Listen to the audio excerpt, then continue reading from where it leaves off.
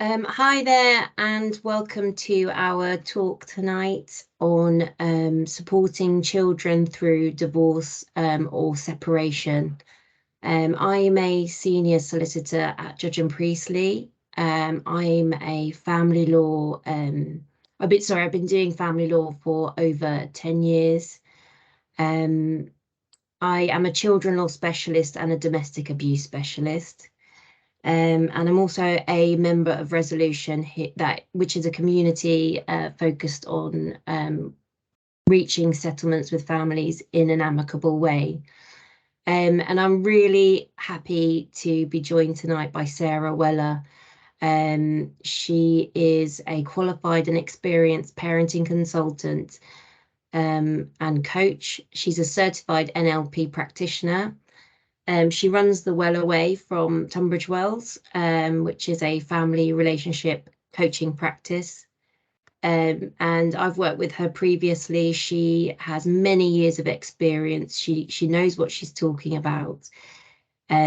She is passionate about well-being in the family, and she has a lot of experience with young people in the mental health and homelessness sectors.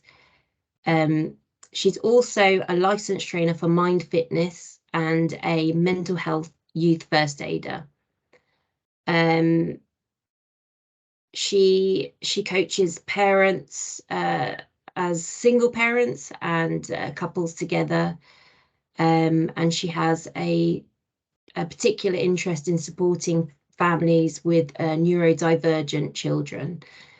And in her spare time, she is married to her lovely husband, Paul, and has 4 adult children. So she's going to be talking now, and then towards the end, we'll have a question and answer session, and we will enable your mics at that stage so you can ask Sarah questions directly. And if you have any questions which are more of a legal nature, then I can try and answer those for you as well. So I'll pass you over to Sarah now. Hello and welcome. Thank you for joining everybody, and thank you Yanoulla and Nita for organising this, and Beckham for hosting as well. I can't move the slides on. I don't know what's happened. Something's just, anyway, could you? You'll be able to, if you click on the button take control, you'll be able to take control of the slides. It's up the top. Take control. I can't see that, sorry. I can do it for you if you just tell me when you want to move across. So welcome everyone. This evening I'm going to be talking about supporting children through divorce, with a particular emphasis on supporting children's well-being. And well-being is more about getting children's needs met rather than ensuring their happiness. So happiness is quite a temporary thing, and we may, or often as parents, and I know myself, we can be very focused on happiness, and that can, affect our decision making. But this is very much about helping everybody's needs be met, and not just children's well-being, but the adult well-being as well. So when I was preparing for the presentation, I was looking at quite a lot of research to back up the ideas that I'm going to be talking about, and we've posted those references in the chat if anybody wants to look at those. But there's a really big study by Michael Lamb, who he did a big meta study of thousands and thousands of children, and his study is called Mothers, Fathers, Families and Circumstances: Factors Affecting Children's Adjustment. And the report sums up what the features of a supportive childhood are and what do we mean by children's well-being. His research states children do well when they have good relationships with both parents, and adults who basically get along, but those parents don't need to be married or living in the same house. Children benefit from emotionally stable parents, adults who are recuperated enough in the case of divorce to focus on the job of parenting.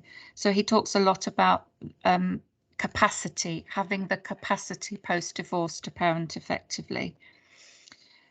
Children need adequate resources such as food, safe housing and social support, but they don't need a mansion with every toy available. So I sort of looked at all the research and came up with my own take in summary of what children need and what my sort of definition of what good enough parenting is. So first of all, we're going to start with the basic premises of what good enough parenting is. That's with a couple together or post-divorce. So it's my 5 C's. It is communication, which is open, non-judgmental, accepting and sensitive. And within that, it's active listening. Cooperation, which is collaborative and flexible, as opposed to a controlling style of parenting. So good enough parenting is authoritative as opposed to authoritarian. So just the difference is that authoritative is using discipline to teach, and as opposed to punishing for breaking a set of rules. So authoritative parenting is recognizing the needs of you as a parent, but also your needs of a child. Whereas authoritarian parenting is very much, I'm parenting through my own needs. So connection is the obvious one, being available and fully present with enough one-to-one time. The studies of with talking about, you know, the amount of available one-to-one time, I think there was a study that identified that a working parent has about 17 minutes to themselves a day. So it's not very much, if, you know, when we're talking about, but we're talking about sort of when you have the time to be fully present, and it's better to have a less time, but, you know, be without your phone and distraction. So you're giving that. Co-regulation, the ability to help children understand their feelings, helps them then be able to, in turn, be able to learn how to regulate themselves. Children, despite what the sort of traditional views are, children just don't learn how to regulate their feelings. They have to be learn to self-soothe with another adult first. And it's about being with them in their distress without judging or trying to fix. And this is the key really post-divorce, is you still being able to provide that platform of emotional stability by being emotionally stable yourself. And obviously that is a big, it's tough when you've had, you know, the experience of a divorce yourself and feeling, you know, whatever you're feeling. So, and then consistency in all the above, consistency in holding your boundaries and limits, which is where you're using your discipline to teach those values, rather than having arbitrary rules. And this, in a nutshell, if this is the ideal that we want to achieve, is associated with social competence, self-confidence, good children being able to have good relationships with peers, be able to trust others, and be able to have healthy relationships later on, and to have a positive engagement in life. So that's about having purpose and actively partaking, rather than you know, having sort of low self-esteem and perhaps some challenging behaviours. Can you move on, Yanoulla? Thanks. So what do children need post-divorce? So I just basically summarised it, that research confirms they need the same things, obviously, after divorce. But it's, when I say it's strong relationship with either one or both parents, that's very much dependent on the healthiness of the co-parenting relationship. So good enough parenting, minimal exposure to conflict. All the research states that it's not divorce itself that affects children's well-being. It may have a temporary blip in their happiness, feelings of happiness, but divorce itself does not affect children's well-being. It's and often the fact that they're not witnessing the conflict anymore is obviously a better situation.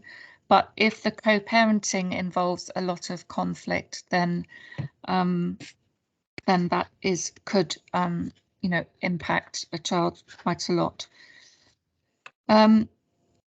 So they need a lot of reassurance in the beginning that hopefully the parenting relationship is not going to change.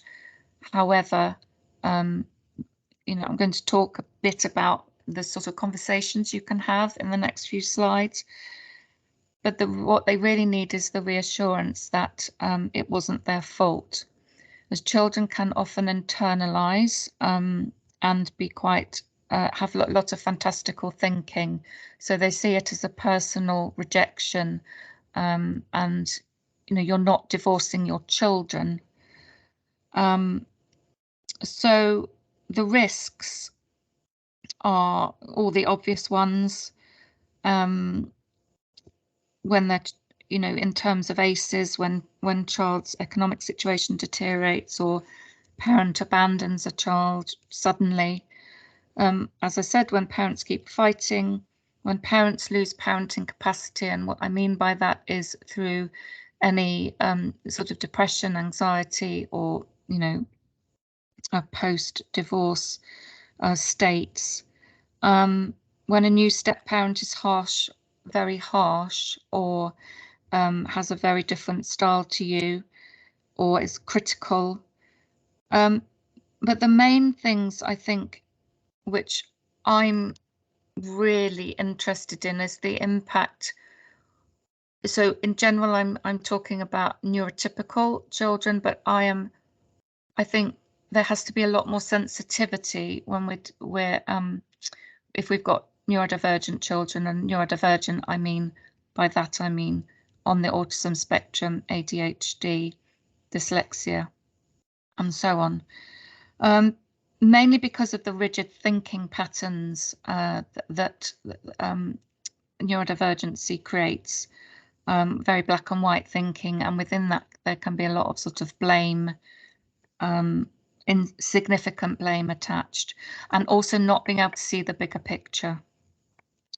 And alongside, one of the symptoms that comes with neurodivergency is rejection sensitivity dysphoria, which means that a child will see divorce as a very painful rejection of them, which is why those conversations and the language that you use is so much more important.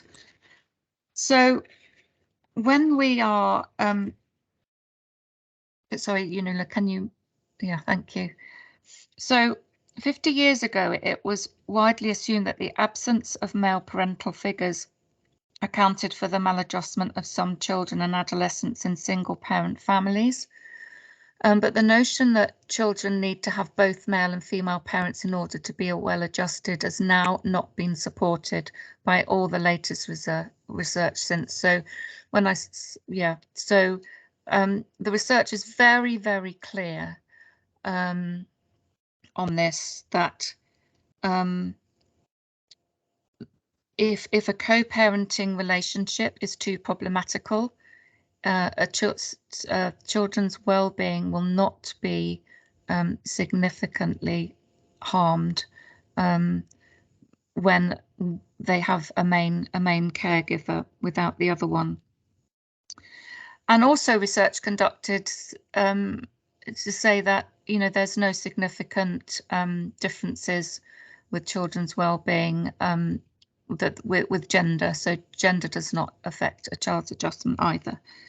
So the research on children in both traditional and non-traditional families has demonstrated that absence is not itself important to adjustment, but instead it's the quality of the parent and child relationship with the main caregiver, the quality of the co-parenting relationship, if that's possible, if a healthy co-parenting relationship is possible, but it's also the quality of the child's experiences and the adequacy of resources, which is just as important.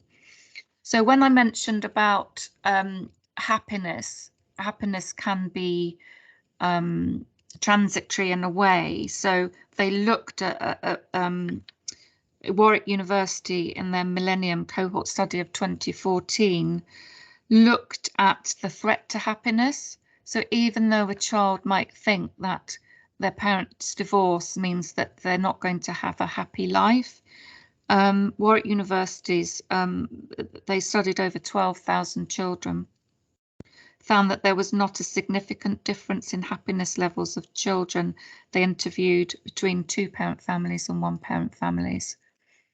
So I can't, the sort of point of this really is to just, I couldn't really find any research to say that divorce is a threat to children's happiness or well-being. If there is, you know, but obviously there is if levels of conflict remain high. I forgot to say you'll get the slides because I realised that some of the slides are quite a download of my brain, shall I say. So yes, I forgot to say, please don't think you have to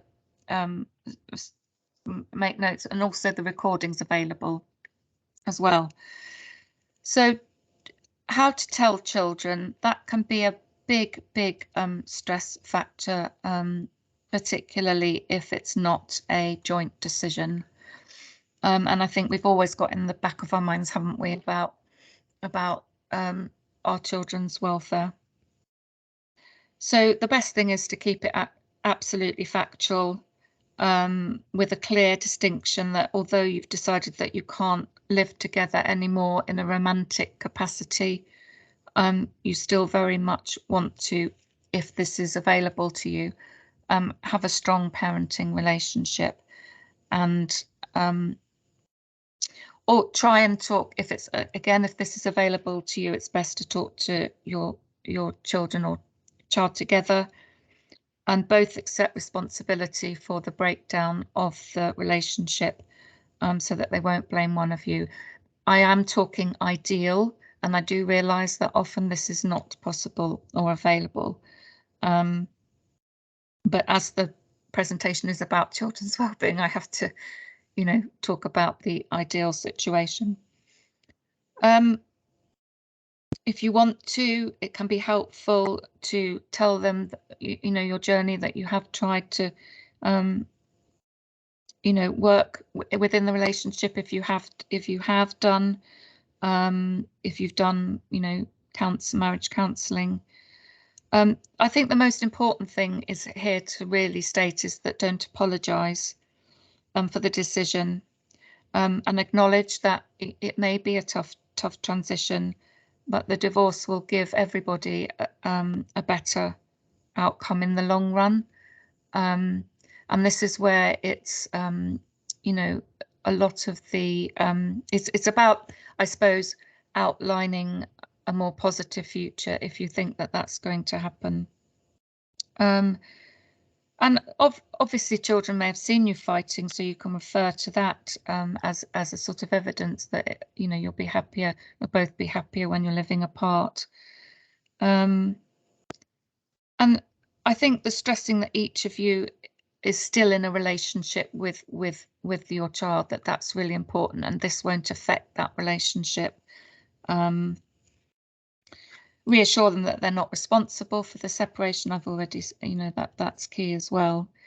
But I think because children, by nature of being children, can have quite a lot of fantastical thinking, and often they can sort of dream or think that they may be able to, they take on the sort of role of thinking they might be able to try and get you back together.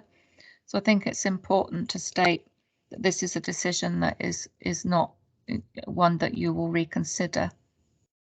Don't make promises you can't keep, obviously, about the future, and don't ask children who they want to live with, because they will often state that they want to live with the fun one. So thank you. So it's, I think, really important to make it age appropriate. Toddlers and preschoolers, really simple, factual, but expect lots of questions, and that one conversation won't be enough. They'll often have lots and lots of questions. And they just need that sort of consistent, repetitive, same information. There will be big emotions, because, you know, toddlers and preschoolers don't have the ability to self-regulate. Very, and I think the signs that they may be struggling is big emotional outbursts, and sleeplessness will be the big one, and clinginess, and perhaps separation anxiety. But what they need more than anything is as much as possible consistency and maintenance of the normal routine, because it's that gives them security rather than words at this point. And your ability to co-regulate will be really, really important, which is a challenge, isn't it? If we, you know, divorce is very high roller coaster of emotions, and that's a big ask. It's a big ask. 6 to 11-year-olds, again, will have big emotions, may assign blame for split. You may see quite defiant, uncooperative behaviour, and possibly fantasies about reconciliation.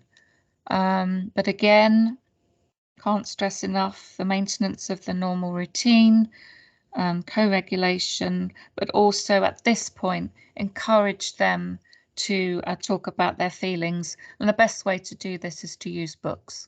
There are so many books out there, really amazing books, to help them understand their feelings, but also it gives them that sort of sense that it's normal. It's not, you know, using books normalizes their experience, and is a very is really an accessible way for that to help them explore their feelings. Also, if you're at this age, if you are worried about their sort of well-being and that their emotional life is sort of doesn't seem to settle down, then at this point I think play therapy is really, really good to help children of this age, sort of pre-primary and primary, to explore their feelings. And most schools should have access to be able to refer you to a good play therapist. Thank you. So teens, it's very hard, isn't it, with teens to know what is sort of emotions of impact of their reaction to a separation, or is it just being a teen? I say just being a teen, but we know that teens have a lot of stuff going on, and a lot of spark in adolescence. So it's really hard to tell sometimes whether irritability and anger is a result of adolescence anyway. There could be lots of particular anger at you, who is the main caregiver, because you will be, because by very nature that you're the main caregiver, you are their safe space to you know, show their heightened sense of emotions. and this will manifest in lots of testing boundaries.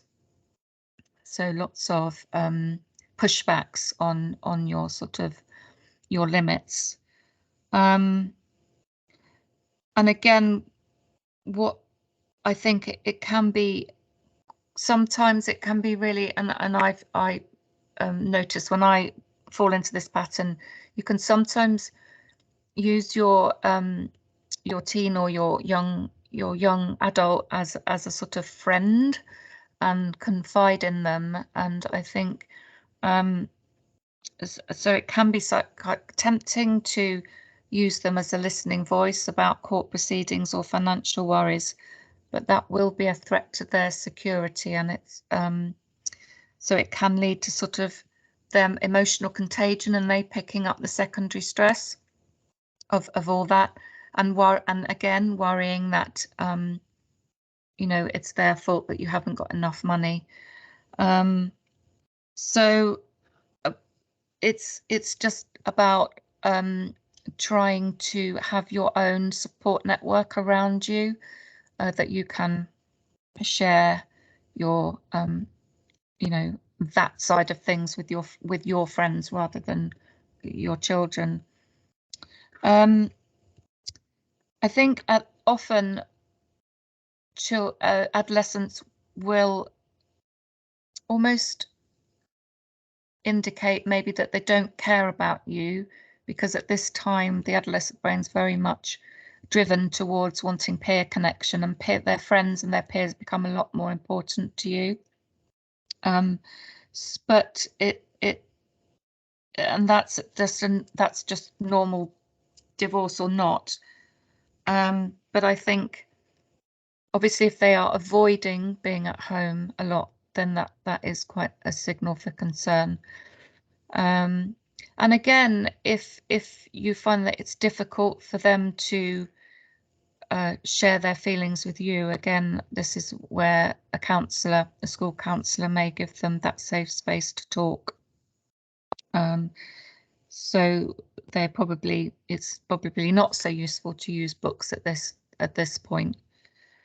But more, or you know, they can have another trusted adult, maybe a grandparent. So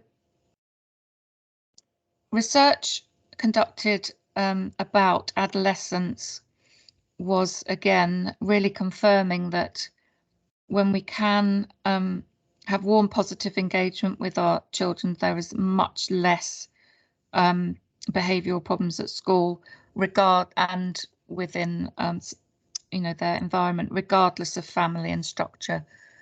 So that was just confirming that again, that there was a particular study about adolescence. Thank you. I just put this slide in about attachment, because I think we can really look for particular behaviours. So I'm not really going to go, I'm aware of the time, I'm not really going to go into this slide in detail, but you've got this for reference, that you can get a child who would have increased anxiety, as I said, overly clingy, and then they become very withdrawn, or you can have children that become very oppositional and big behaviours. So what we don't want is, as a result of any rupture in relationship, any separation or divorce, for a child to develop an attachment disorder, for want of a better word. I don't like using the word disorder. So it is worth, yeah, as I said, notice the behaviours, and if they're going on for quite a long time, then seek professional help in terms of a counsellor. I think that's all I'm going to say on that slide. So when we're talking about co-parenting, I think I've put this link in. This is a great plan. I don't know, Yanoulla, if you work through a particular structure to find a parenting plan, but this is on the internet, and it's really, really good, because it talks about things like what are your shared values? And you know, it's much more about sort of contact and you know, times you're going to have the children. It's a really nice plan. And I was working with a couple who have separated today, and I'm seeing the parents separately, but we were talking about it is fine to have both homes be different. That's fine, and it's fine but there has to be consistency over values. That's what I believe a good co-parenting plan should be, not about rules so much, but values. So, for example, you know, if a child's disrespecting the other parent, you know, it's perfectly okay to say, don't talk about your mother like that, because in this family, we respect each other. So it's always worth thinking about what do you want your consistent values to be, because there must have been consistent values for you to be together in the first place.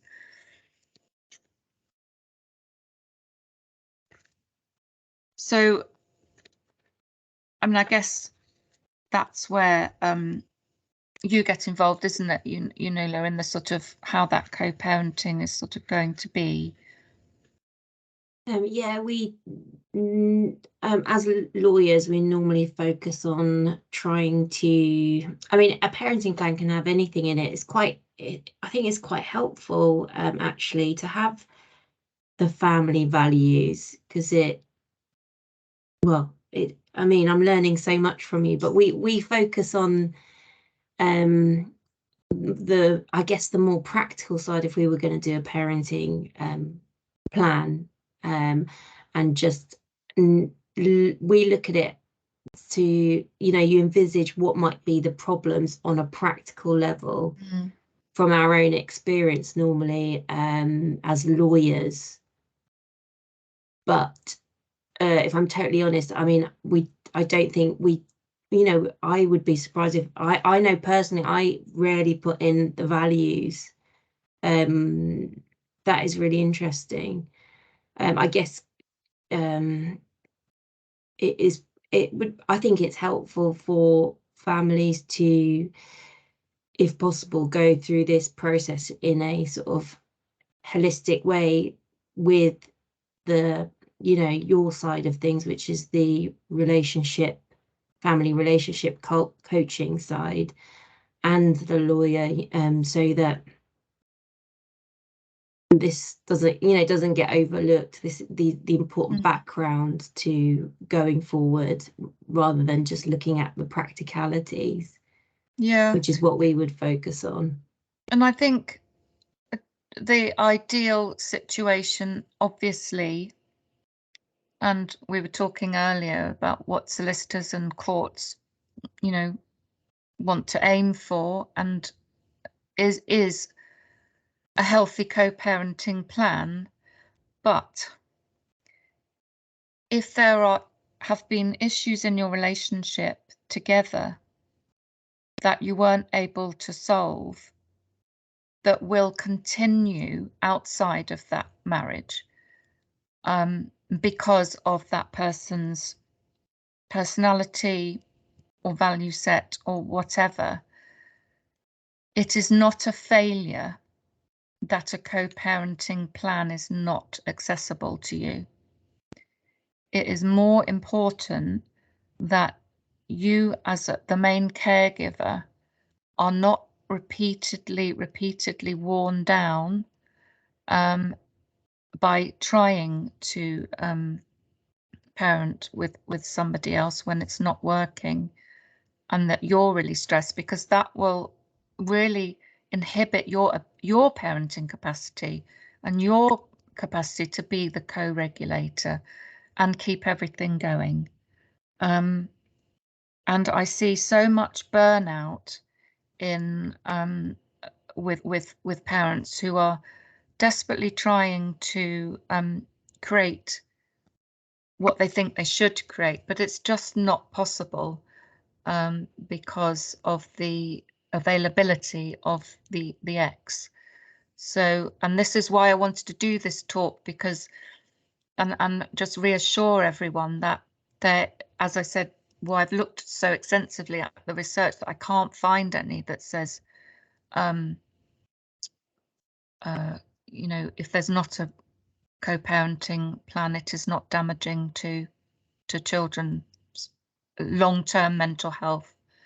Yeah, there will, I've said, you know, there will be emotional storms at the time and possibly for a bit, but it's not going to create catastrophic you know, outcomes. What is important is that on the next slide is that one caregiver can create that 5 C's, good enough parenting. A child can have earned attachment with other community members, other family members, you know, as I said, grandparent or a family friend. They can have quality experiences with other supportive adults. And just to bear in mind that you can naturally reduce conflict by having those working on your transition so that the transitions itself doesn't cause conflict. A dad said to me today, we were determined not to be that couple who sort of met at the petrol station and, you know, exchanged children in different cars. That didn't work for them, but doing the transition in a neutral territory sometimes is the best way, it's the safest way. So it's all down to personal preference.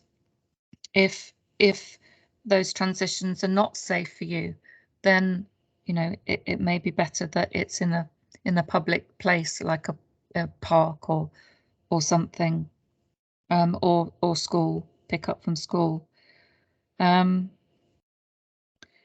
But the main thing is if you are is to really focus on your own self-care, and have robust boundaries over how you communicate with your ex, because sometimes communication is itself very triggering. Be aware of your own, you know, your own emotions, and don't use your children to convey messages. I think one of the things I see is that a step has been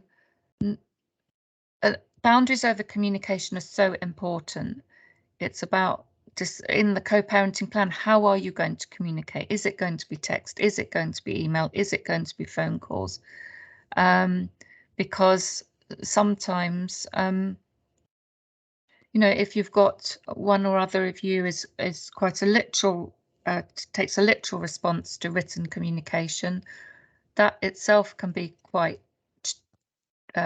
triggering if you read, you know, reading a text or an email in the wrong way.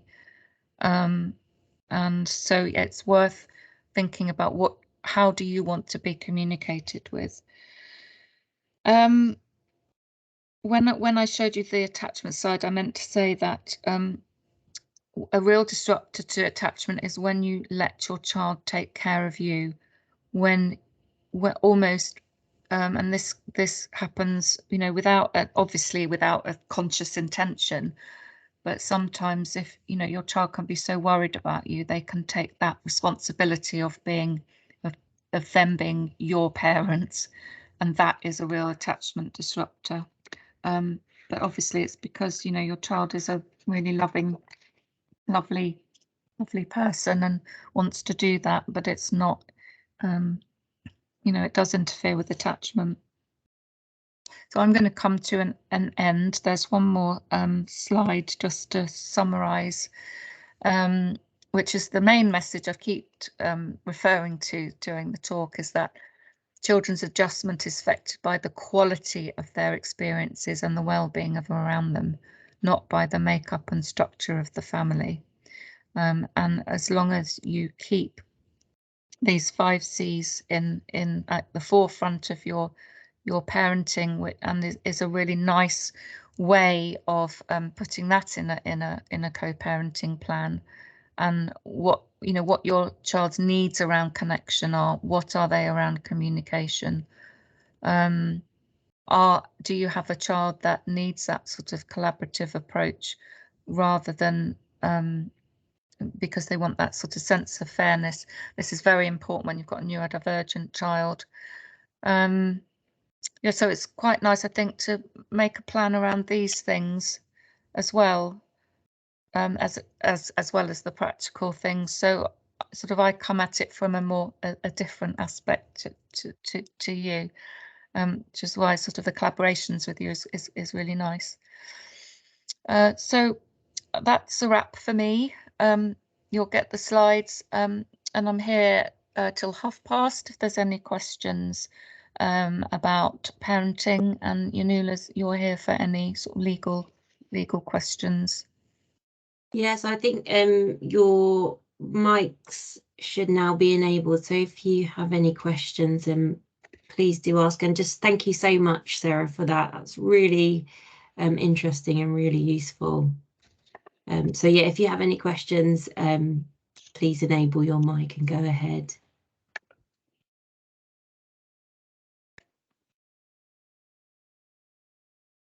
I think Georgina's got her hand up. Georgina, are you able to enable your mic and ask a question? Yeah, can you hear me? Yeah. Yeah. Sorry, I am cooking dinner, so there's background noise. Just a quick one, really. Thank you for that. It was really enlightening to kind of get other people's inputs into the split, because it's never easy. One of my questions really is, we've had a lot. So me and my ex split about a year ago, but he moved out about 3 months ago. And I've been getting a lot of, my son's 4 for reference, so he's just started school. There's been a lot of change for him. And I'm getting a lot of, when can I go and live at daddy's house? I want to live with daddy. You're not my best friend. When am I seeing that? Like, you know, that kind of conversation. And I don't really know how to respond to it.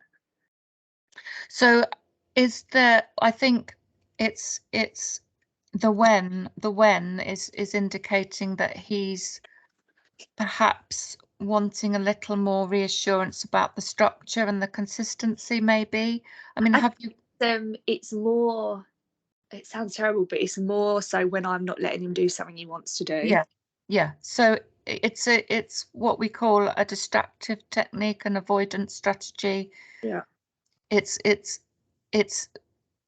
a learnt strategy that he's using, and I think he's testing the boundary of security. Yeah.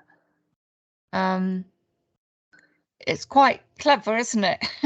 I mean, he is very clever. I just don't know the best way to like respond to that, you know. I don't like, ignoring it obviously isn't great. I just don't really know how, because obviously it hurts me, and I know he's just 4. He doesn't really know what he's saying. But I don't know how to go back to it. No, he's using it as an avoidance strategy to not do the thing that you want him to do. Yeah. So again, it's the consistency and the factual information. Repeat. This is your home. Okay. This is your main home. And then you will see daddy on whenever day he's going to see daddy. Okay. I think what he's probably doing, not on a conscious level because he's only 4, is he's seeking reassurance. Yeah. He's seeking reassurance that, are you going to leave me because daddy's left? And is something else now going to change? Yeah. So I think it's just keeping it very factual and neutral. Incidentally, what is it that he's trying to is it when he doesn't get his own, when you say doesn't get his own way? You know, when it's bedtime, or when it's time to have a bath, or and I get that daddy gets to be the fun parent, because often is. I'm the main caregiver. But I think I'm just finding it difficult because obviously Daddy gets to spend a couple of hours with you a week. That's great fun, you know, and I do the bed and the homework and all the boring stuff that we have to do as parents. Yeah, and this is really common because they see that as a like a photograph. It's fun. They've got that in their mind. But it wouldn't be fun, would it, if he went to live with Daddy, because then Daddy would have to do the washing. Daddy would have to cook the dinner. Daddy would have to clean the house. Up for it's a difficult. Yeah, I know. So I think he's seeking reassurance. I think he doesn't really want to go and live with Daddy, but in that moment, Daddy is fun, and you're making him do something. Yeah. Okay, thank you. And normally at that age, it's because he doesn't want play to end. Yeah. So it's when you're asking him to end the play, and he knows that bath and bed is ending play. Yeah. So sometimes it can help do that transition in a playful state, rather than respond to it at the time, maybe saying, you know, I bet you can't beat me up the stairs or whatever, or, you know, shall we hop up to the bathroom, like, you know. Yeah, he responds quite well to routine as well. So I always do the kind of like, right, we're going to finish up this game and then we're going to do a book. So that helps. It's just, you know, I hope he just doesn't do it forever because it's. No, I don't think he will. And this is where sometimes it's I completely can see that it's hurtful to you, because it seems like he's rejecting you. But he's not. I think he's just testing the limits and testing the boundaries, and needing that reassurance that this is his main home. Okay, thank you. That's really helpful. Okay. I think there's another question from Fred about a negative influence of a new partner. I don't know if you wanted to ask the question, Fred, or if you just want me to read it out. But I guess how to deal with a new partner that might have a negative impact on the child because they're expressing their feelings about the parent. Does that make sense? Can you hear me? Oh, yeah. Hi, Fred. Yeah. Yeah. How you doing? Hiya. So I was just, I don't know if it's necessarily relevant, but you know, my son is kind of avoiding the new partner because that person is kind of pushing for a negative co-parent relationship just out of jealousy, because, you know, and so just trying to make it difficult for us to interact and do things. And so in response, he just like doesn't want anything to do with that person while he's there. And so then he's, you know, has an attitude while he's over there with mom because of that. And then, you know, they kind of thinking that I'm saying something negative to cause that response in the kid when it's not. I'm not doing anything like that. I was just thinking, what will be I don't know how to, any ideas on how to approach that problem, I guess. Trying to correct that. Oh, that's tough, isn't it? Yeah. And there often is the assumption of parental alienation, isn't there? That's the first thing that people sort of jump to. But I think it's actually reflecting their own insecurities about their ability to be in relationship with your son. Right. Yeah. So I think this is where it's really hard to it's about your circle of influence. It's really hard because you can't influence and control how they are. You can only really have what's in your circle of influence. So it's really I think strengthening the relationship with you and your son. I mean, in an ideal situation, it can be really helpful for that new partnership to have some step parenting coaching. I would really recommend step parenting coaching, because it really like sorts out what each person emotional triggers are bringing to that new relationship and how that's impacting a child. But obviously you can't suggest, oh, I think we should go to step parenting coaching. You might get a slap in the face, but I think this is where sometimes it's really, really tough, but we have to think, okay, what is in my circle of influence? What can I control? And if you can do lots of work about, you know, rebuilding your son's self-esteem, then that, yeah, it's a tough one. Yeah. Thought I'd ask. Okay, thank you.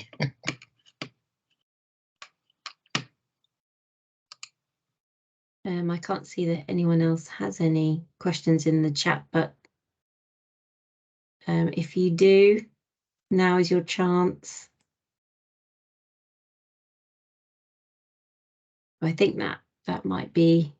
I think Sorry, that might be all the questions. Just had one more thought for you, Fred. Is that are you able to have a conversation with your ex about, you know, the fact that parental alienation is not helping him?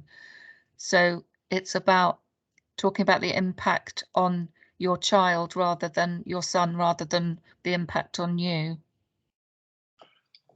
Well, when it was brought to me, I was just told that she was receiving that behavior from my son, and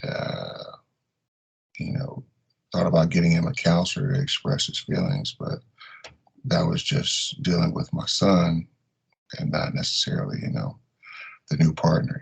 It's kind of. And that's often what the sort of go-to thinking is, that it's my child that needs fixing. Right.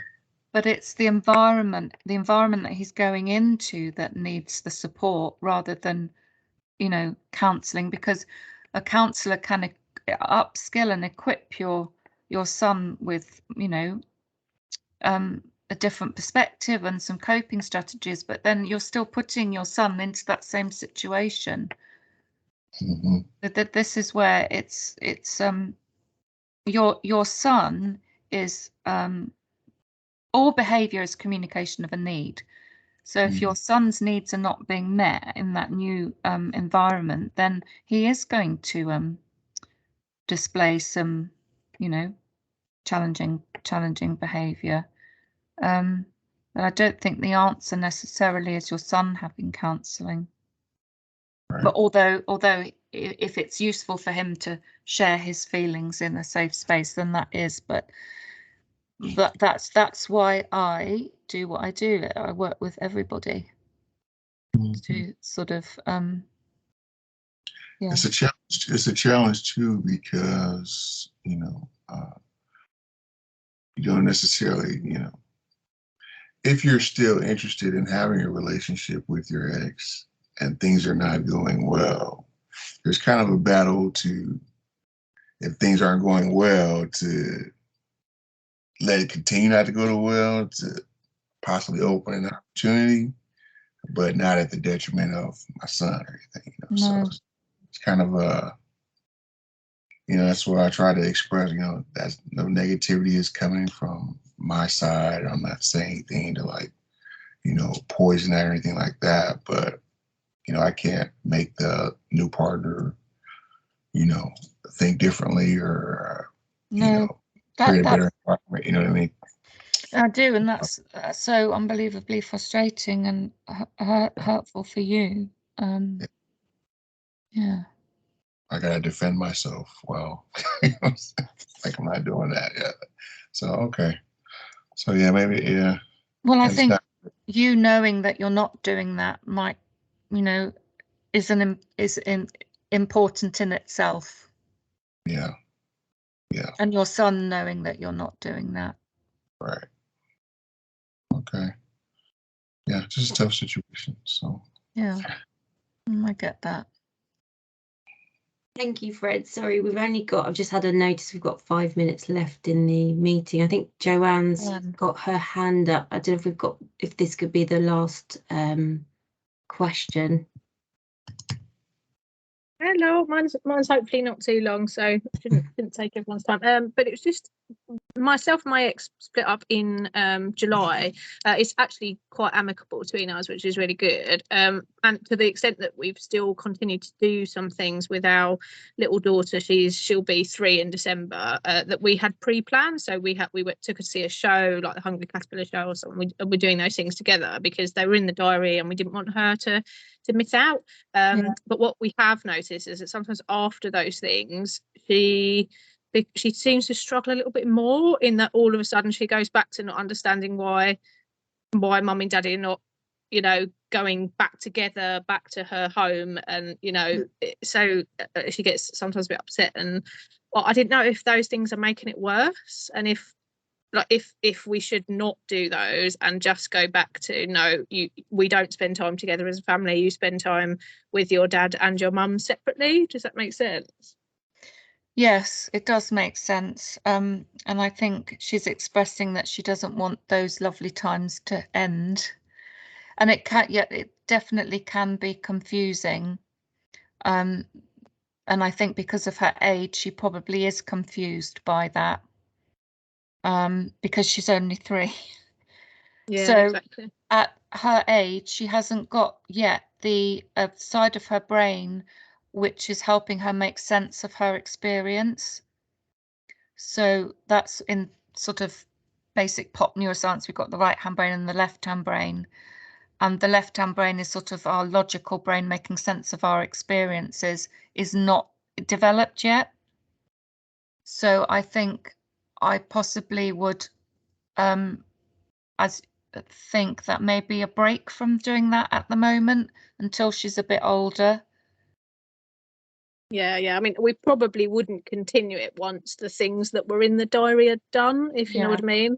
It's only that, we just carried on. And she doesn't seem to have dealt with the whole thing too badly, to be honest. But I don't know if it's just because she is so young, she just hasn't. We both work as well. So to be honest, there wasn't that many times that we would have parented together anyway. I'm not even sure she's really noticed too much, apart from obviously there are now 2 houses. She's used to either one or other of us dropping her off and then another one picking her up from nursery and whatever. So take your point about it being confusing. And in terms of sort of brain development, she won't really remember. So children don't really have any of lasting memories before of sort of preschool, unless something obviously significant traumatic has happened. But generally, she won't remember these experiences as she gets older. So it's not just to reassure you that you're not causing any damage, for want of a better word. But I think if she is struggling a little bit to make those that separation in her head, that I think perhaps just give it a rest for a bit until she's a bit older. Yeah, fine, perfect. Thank you. Okay.